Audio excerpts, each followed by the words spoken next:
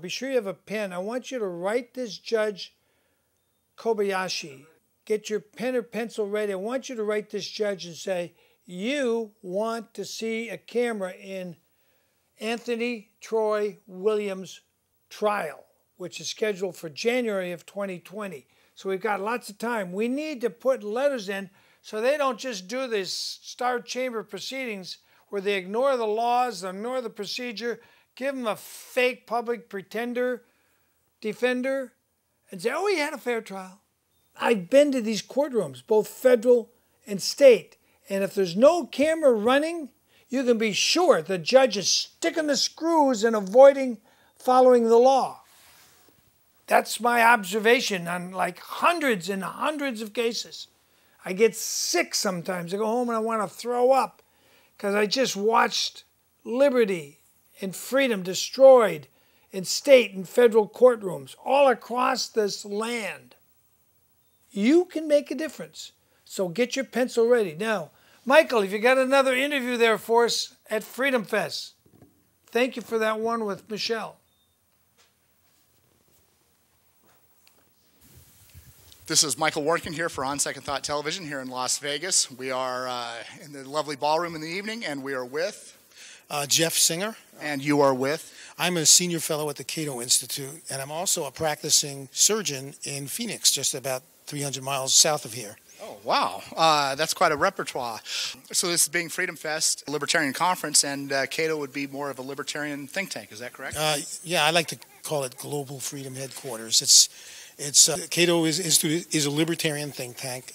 We were founded in 1977. For the first couple of years, it was in San Francisco when it got started. Then it moved to Washington, D.C., I think it was around 1980, 81. And we have the full portfolio of areas of policy work. I'm in the Department of Health Policy Studies. Being a surgeon. Yeah, that kind of made sense. Yeah. But we go everything from foreign policy to trade policy to immigration policy, defense, fiscal, you name it. Every policy area you can think of, we have a department.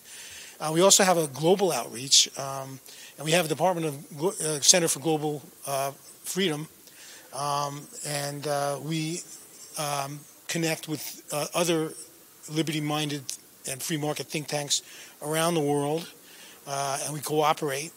And what I like about the CATO Institute, the reason I'm actually honored to be able to work there, because my career has been as a medical doctor, but in later life I've always had this other passion for public policy. And in later life I've gotten involved with this, and now this is occupying. When you say this, Freedom Fest. No, when I say this, public policy. Oh, public policy. And what I think is great about the CATO Institute, it's got this really, it's got intellectual rigor. Okay.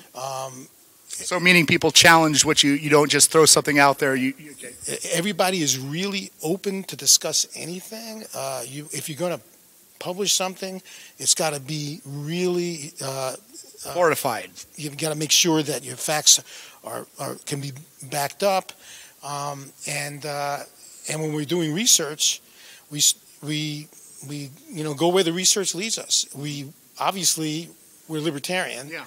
But if we end up finding some data that takes you in a new direction that we didn't want to find, we got to go with it. Got to say what we found, because your integrity is what makes people believe you. Yeah. So I told you my experiences in 1999. I worked at in D.C. I was attending Georgetown University, and they had put me together with the Heritage Foundation. I worked there for a little while. The organization is the Fund for American Studies, and I had a chance to go to CATO, and it was interesting because I didn't take that up. And we had an event at Heritage, and I forget what it was about, but we were talking about the issue of steel.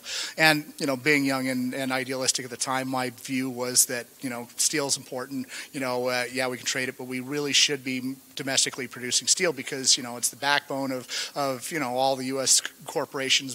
Our defense is tied to it, and one of my own fellow interns there at Heritage looked at me and he said, "What are you, a socialist?" And he was, and I looked at him and I'm, those are fighting words. If you're at Heritage and somebody says you're a socialist, and I'm just thinking, well, no, I think we really should have steel, And somebody at CATO, he was there. He's kind of an interesting guy. He had, it's a common style out, but he had the hair that was all over the place, you know, and he's a little different. He says, no.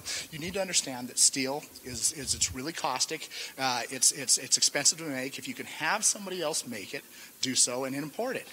And he was more persuasive. Comparative advantage. And yeah, all that, yeah. And he really took his time to explain it. Whereas the heritage guy really, you know, it's like. Well, you know, that could have just been a bad experience you had with one person. No, I think I felt that there was a different energy to the people that worked at CATO, and it was more persuasive and. Well, what I like to think is, you know, we're libertarian. We're not conservative, there's sort of like if you had Venn diagrams. There will be a part where the diagram sort of overlaps. So there'll be certain areas where people who trade, but also things like the drug war, criminal justice. There are certain areas where we have common ground with people who are on the left. And so instead of basically... Well, the left and the right, correct? Right, but I'm saying there's these overlap areas, and what we try to do is develop relationships, friendly relationships, so that when we're on the opposite side of the issue, they don't think of us as bad guys, as hostile guys that they disagree with. Well, let me ask you really quick. How do you feel the influence is? I mean, you know, as more of a libertarian think tank, you know, most of the people holding offices are R's or D's. There's a couple independents, but is it influential? Do you get policy changes? Well, I think so. Michael, thank you for the interviews from Las Vegas. Today that derived from a book that CATO published in the 90s called Judge Peace in and Power. Hawaii. Don't let this happen in a star-chambered proceeding. Thanks for watching. William Wagner out.